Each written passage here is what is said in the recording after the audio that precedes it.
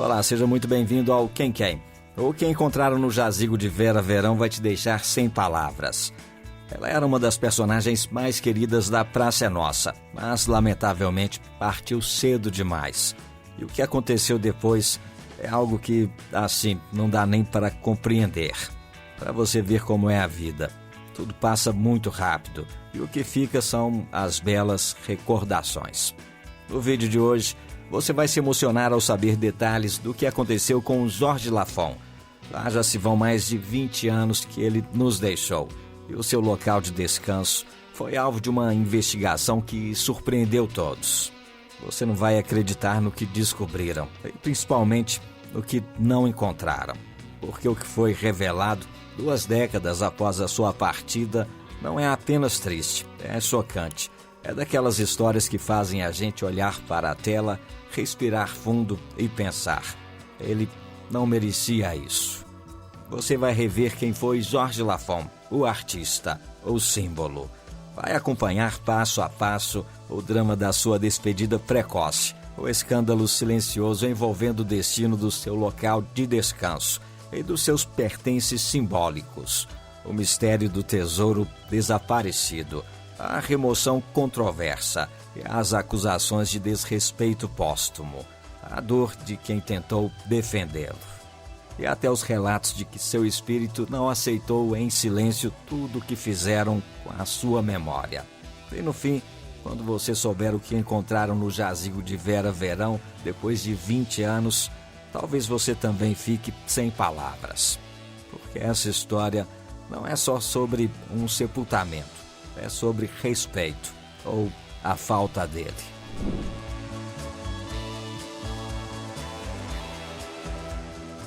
Jorge Luiz Souza Lima nasceu em Nilópolis, na Baixada Fluminense, em 29 de março de 1952, num Brasil que ensinava desde cedo que o menino negro, sensível e afeminado, deveria andar na linha, falar baixo e não chamar a atenção. Ele entendeu o recado, mas não aceitou a sentença. Em vez de se encolher, escolheu fazer exatamente o contrário, transformar o próprio corpo em palco, a dor em disciplina e a diferença em potência artística. Ainda criança, enquanto muitos imaginavam um futuro comum, Jorge já sentia 2 pressões, a econômica e a afetiva. Trabalhou em oficina mecânica aos 10 anos e ajudava a mãe em parque de diversões, convivendo com um contraste entre a dureza da sobrevivência e o fascínio pelas luzes, música e espetáculos que via ao redor. Esse ambiente popular, barulhento e intenso, seria o primeiro laboratório de observação de gestos, tipos humanos, trejeitos. Tudo aquilo que mais tarde ele devolveria ao público com precisão cirúrgica em seus personagens. O ponto de virada vem quando o menino pobre de Nilópolis entra em contato com a dança. Jorge Lafon estuda balé clássico e dança afro, chegando a ter formação com a pioneira Mercedes Batista, a primeira bailarina negra do Teatro Municipal do Rio de Janeiro, referência máxima de técnica e resistência. Não era um intérprete intuitivo, era bailarino rigoroso, que entendia eixo, peso, linha, musicalidade. A dança dava a ele algo que o mundo tentava negar: postura, centralidade, lugar de destaque. Ele aprofunda os estudos, forma-se em teatro pela Unirio e em educação física pela Universidade Castelo Branco, construindo um repertório raro para um artista da época, especialmente para um homem negro, gay e assumidamente extravagante. Nos anos 70, passa por boates e cabarés do Rio, como Flórida, Escandinávia, Barbarella e Kiss, muitas vezes abrindo shows na madrugada e encerrando a noite ao amanhecer, num circuito em que só permanecia quem tinha carisma e excelência. Esse percurso o leva a viajar com o grupo folclórico de Haroldo Costa pela Europa e Estados Unidos durante cerca de 10 anos, levando dança brasileira e cultura negra para fora do país. É tratado, contratado e respeitado como profissional completo, não como curiosidade. Quando retorna, entra para o corpo de balé do Fantástico. Participa do Viva o Gordo com Jô Soares. Atua em novelas como Sassaricando. E integra os Trapalhões como o Divino, primo de Mussum, sempre transitando entre humor e performance com domínio técnico absoluto. Por isso, quando anos depois o Brasil conhece Vera Verão em A Praça é Nossa, não está diante de um personagem caricato qualquer. Está diante do resultado de décadas de estudo, palco, rejeição, corpo treinado e mente estrategista. Vera Verão não nasce como piada fácil, nasce como síntese. Um homem negro, alto, forte, de salto alto, lycra colada, joias, voz aguda e postura imperial, ocupando a tela inteira e desafiando com o EPA, o mesmo que o país um dia tentou empurrá-lo para os cantos.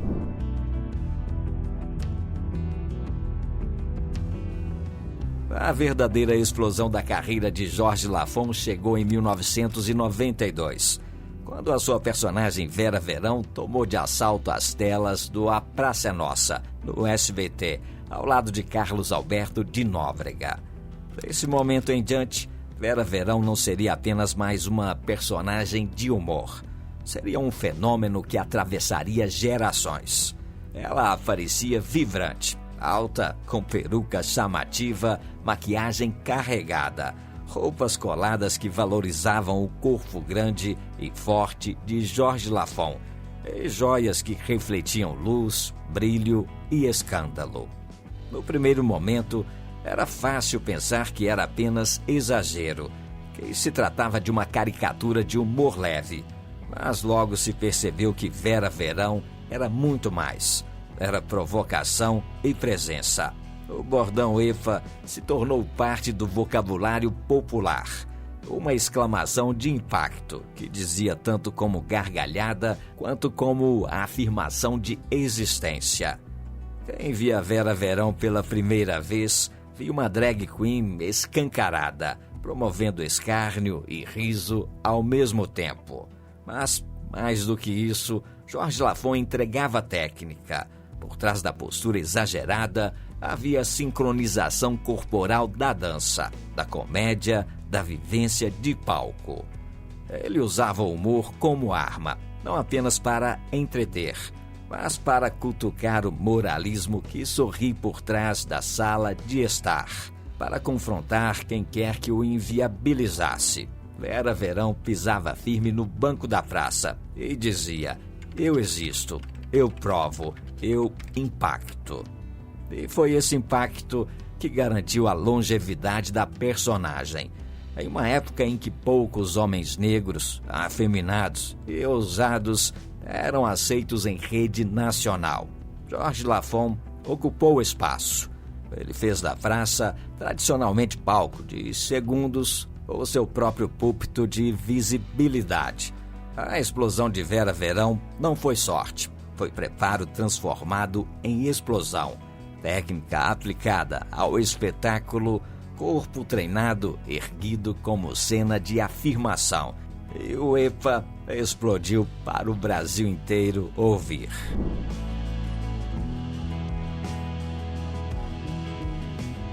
Mas a trajetória de Jorge Lafon não foi feita somente de risos, bordões e brilhos.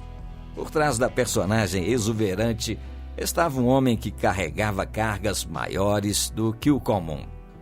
Enquanto a voz de EPA atravessava salas de estar e famílias brasileiras, o corpo do humorista lutava em silêncio. Ele era aquele cara que assumiu o palco com firmeza, mas que nos bastidores convivia com o cansaço físico, da cobrança estética constante, o preconceito sutil e, por vezes, cruel, em uma solidão que muitos preferem não ver. Nos anos finais, Jorge Lafon já sofria com hipertensão arterial. Diversas fontes diziam que os seus problemas cardíacos eram reais e intensos. Além disso, complicações renais começaram a aparecer, exigindo diálise. O sobrepeso, o ritmo de trabalho exaustivo, programas de televisão, apresentações ao vivo, viagens, tudo isso somava. O cenário era este: um artista que era ícone, que fazia o público rir, mas que ia para casa e vivia o desgaste. Existe um incidente que marca profundamente esse desgaste. No dia 10 de novembro de 2002, Jorge Lafon, interpretando a personagem Vera Verão no Domingo Legal, no SBT, seria parte de um quadro Homens contra Mulheres, mas foi retirado do palco, supostamente para dar lugar ao padre Marcelo Rossi, que já estava agendado. Eu recebi a surpresa que eu ia cantar, ia rezar, ia orar maravilhosamente bem, e foi quando teve a entrada do padre Marcelo Rossi. A produção orientou a se retirar e vestir roupas masculinas. Só que ele não tinha essas roupas na hora.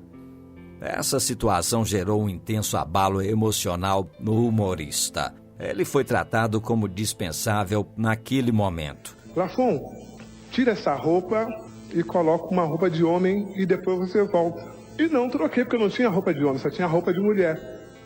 E, segundo relatos, ficou sob forte estresse, sentindo vergonha e exclusão. Esse tipo de humilhação pública, mesmo que sutil, mesmo que velada, tem impacto no corpo de qualquer pessoa. No caso dele, foi como uma gota que fez transbordar. E o que eu fiz? Quando o padre se retirou, eu voltei à cena. Te magoou muito? Muito! Poucas semanas depois, no dia 17 de novembro daquele ano, ele foi hospitalizado em estado grave, com crise hipertensiva. Em 28 de dezembro de 2002, foi internado no Hospital Sepaco, em São Paulo, com complicações renais graves, iniciando hemodiálise.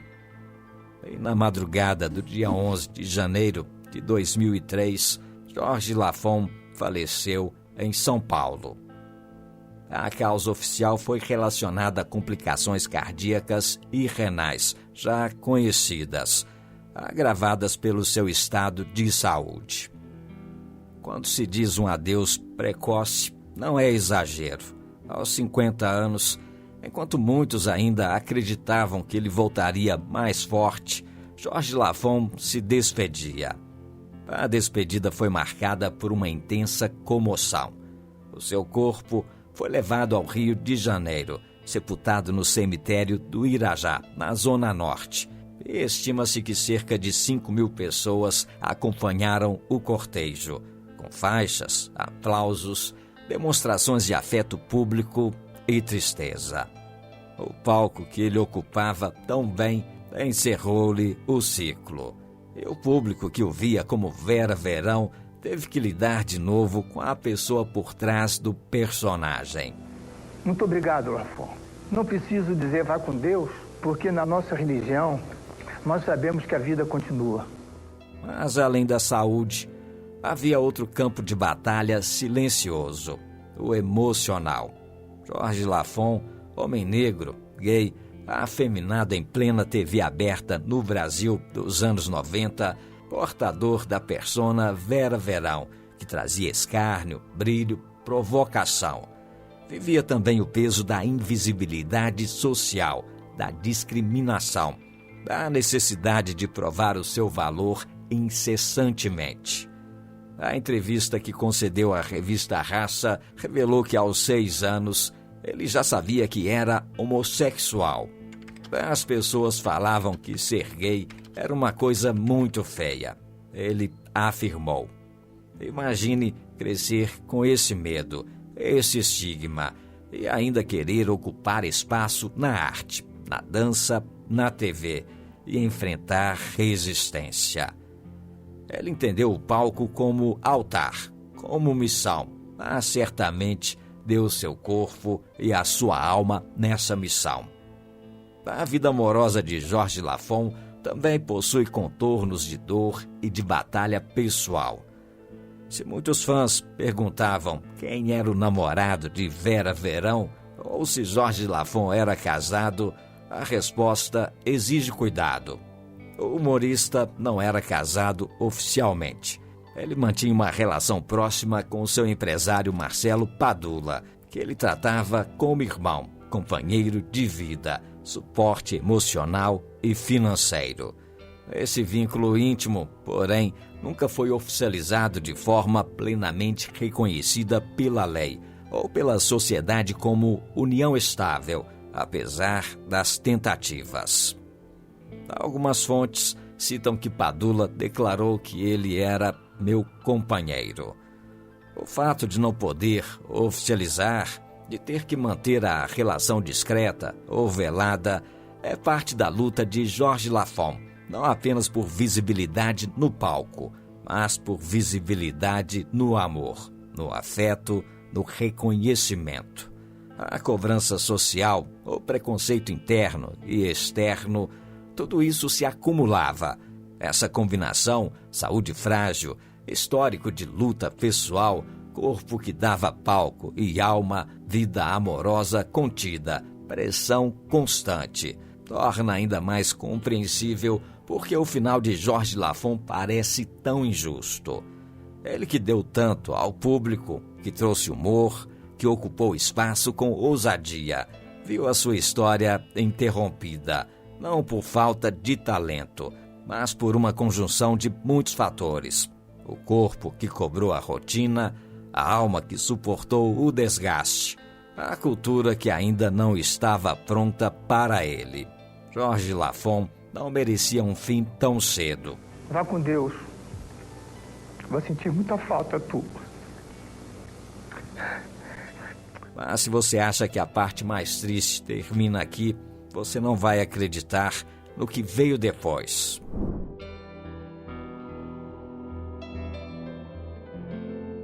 Quando Jorge Lafon foi sepultado no cemitério de Irajá, em 2003, o público viu apenas o adeus emocionado. Coroas de flores, aplausos, lágrimas, milhares de pessoas acompanhando o enterro de um ícone popular. Mas dentro do caixão havia uma história que o Brasil só descobriria muitos anos depois. Segundo relatos tornados públicos por Marcelo Padula, empresário e companheiro mais próximo de Lafon, o artista tinha um último desejo muito específico: ser enterrado com suas joias. Não era ostentação gratuita, era símbolo. As joias faziam parte de sua identidade cênica, da espiritualidade e do personagem que o consagrou. Aquilo que ele vestia no palco, brilhando como a Vera Verão, também fazia parte de quem ele era fora das câmeras. Reportagens de 2018, baseada nas declarações de Padula e em apurações de programas de TV, revelaram que Lafon foi enterrado usando joias avaliadas em mais de R$10 mil. Não era só um anel ou uma correntinha qualquer. Eram peças escolhidas, carregadas de significado afetivo e religioso. E aí vem o detalhe que transforma o caso em algo ainda mais sensível. Sob o corpo, dentro do caixão, teria sido colocado um pacote lacrado com ainda mais joias, como oferta ligada à sua fé, uma entrega espiritual, um gesto íntimo, um tipo de axé final, selado com respeito. Esse tesouro silencioso não era para o mundo, não era espetáculo, era um acordo entre o artista, a sua crença e aqueles que o amavam. Enterrar joias com o corpo é, em muitas tradições, uma forma de honrar a importância daquela pessoa. Mas no Brasil real, isso também levanta uma dúvida moral incômoda, que passou a dominar manchetes e conversas de bastidores, quando o caso veio à tona. Quem teria coragem de quebrar um último pedido assim? E, ao mesmo tempo, quem decidiu colocar joias de alto valor em um caixão, sabendo que isso poderia transformar o túmulo em alvo. O luxo, que em vida era expressão, estética, humor e poder de cena, acabou se transformando no imaginário público no gatilho perfeito, aos olhos de muitos, para suspeitas de desrespeito simbólico, misturando falhas administrativas e interesses pessoais. O ponto que mais fere é justamente esse. Aquilo que deveria ser símbolo de respeito eterno se torna peça central de um enigma póstumo. O tesouro escondido de Lafon não era só ouro e pedras. Era a confiança de que depois de tudo que enfrentou em vida, ao menos na morte, ele seria protegido. Não foi isso que aconteceu.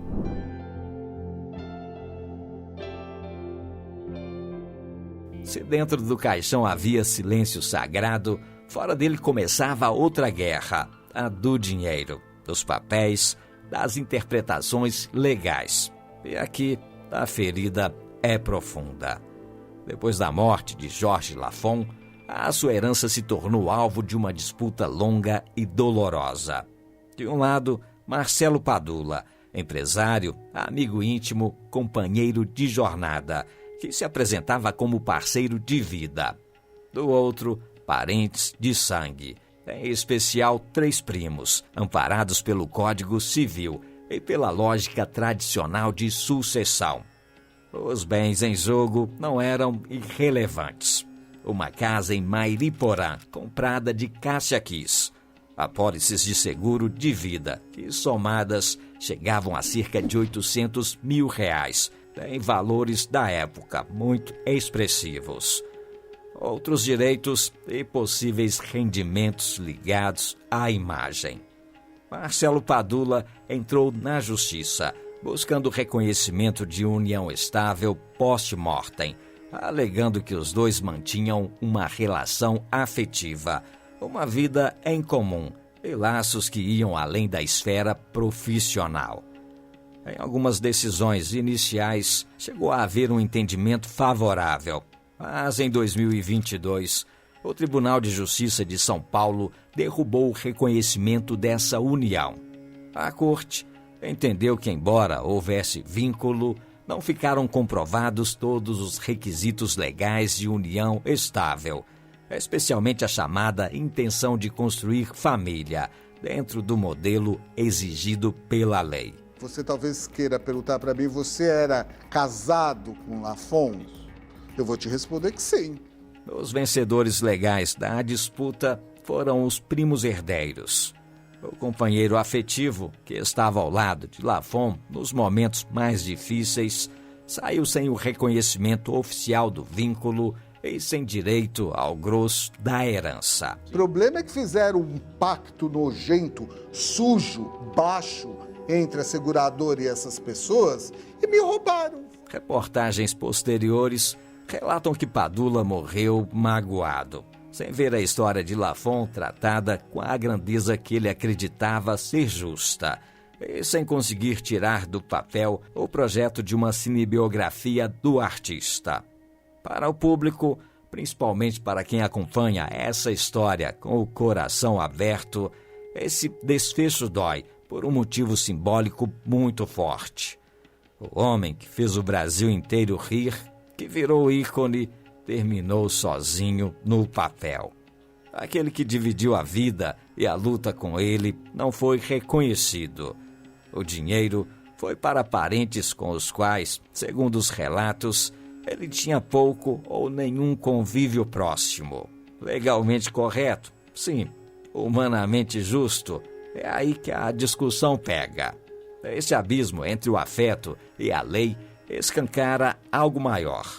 Por décadas, relações LGBTQIA+, foram invisibilizadas, empurradas para os cantos, tratadas como amizade, parceria de trabalho. Quando a morte chega, o que conta é quem está no documento, não necessariamente quem segurou a mão no hospital, quem viu as crises, quem sabia dos medos e dos sonhos. Ninguém consegue entender qual foi a tramóia. Me enganaram, me roubaram, meteram a mão. No caso de Jorge Lafon, esse contraste é particularmente cruel. Um artista que apresentava, mesmo com humor e exagero, uma identidade historicamente marginalizada, acabou vítima justamente da falta de reconhecimento formal dessa identidade na hora decisiva. Ele que tanto coloriu a TV brasileira, cruzou a linha final cercada por amor de fãs, mas legalmente enquadrado em uma solidão fria de cartório.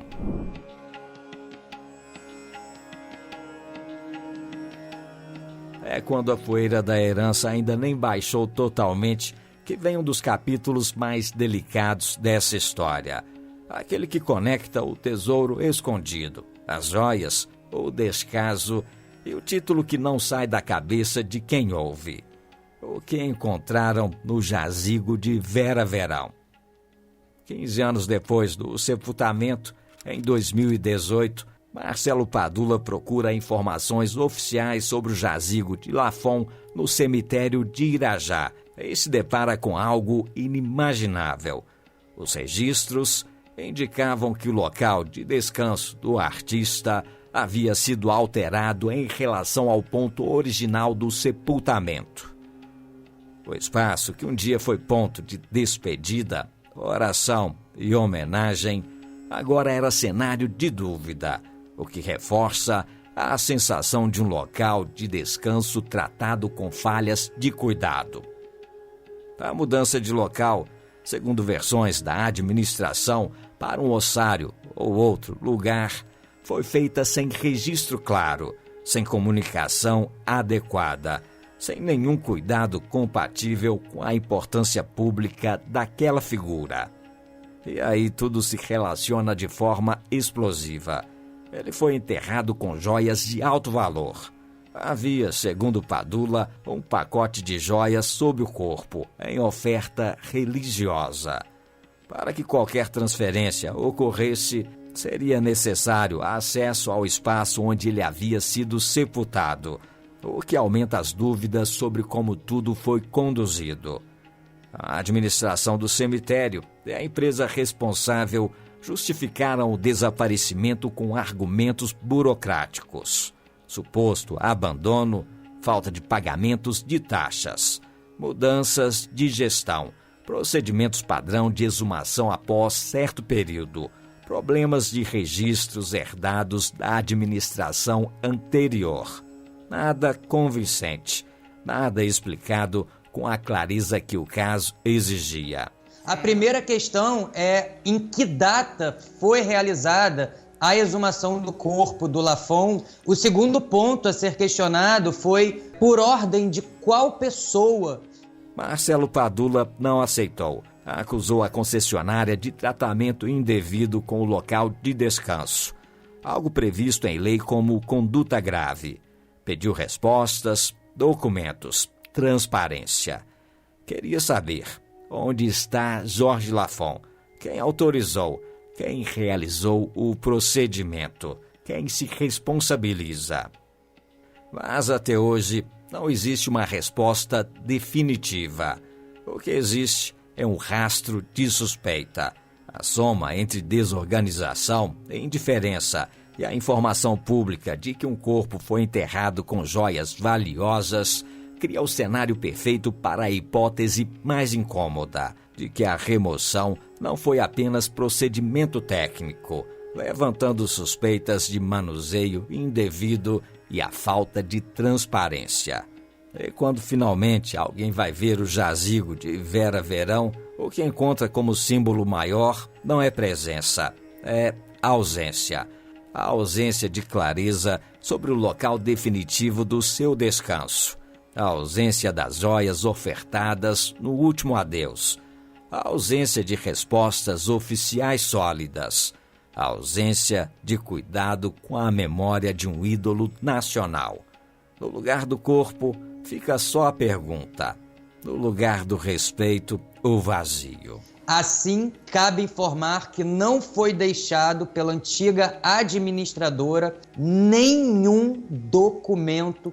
É por isso que essa parte da história pesa tanto. Porque não estamos falando só de pedra, objetos ou valores materiais. Estamos falando de um país que riu com ele, mas não garantiu a ele o mínimo, o descanso digno.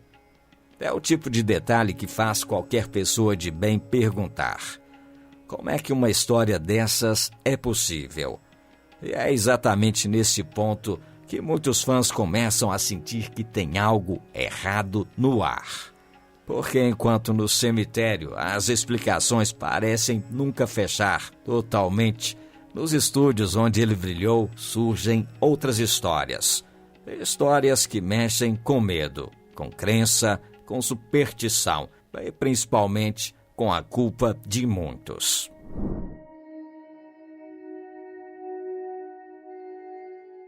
A dúvida que circula pelos bastidores agora tem resposta. Ou melhor, relatos.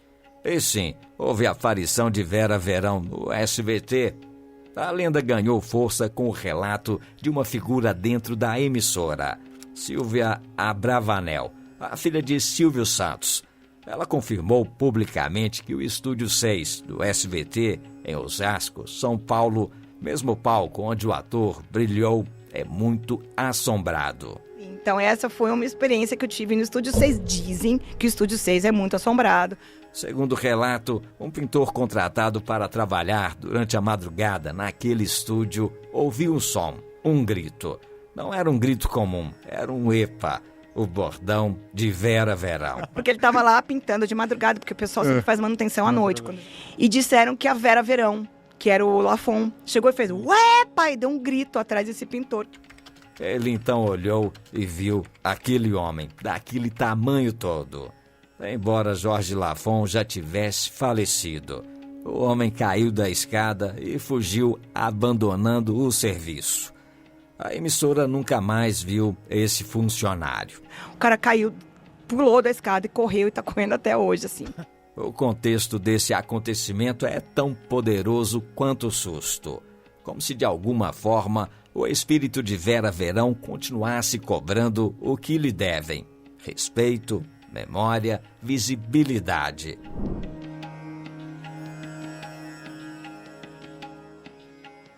Em 2024, a história ganhou um novo e triste capítulo. Marcelo Padula, o empresário, companheiro e amigo de Jorge Lafon, faleceu sem respostas definitivas. Foi ele quem mais lutou pela verdade sobre o túmulo, pelas joias enterradas, pela herança.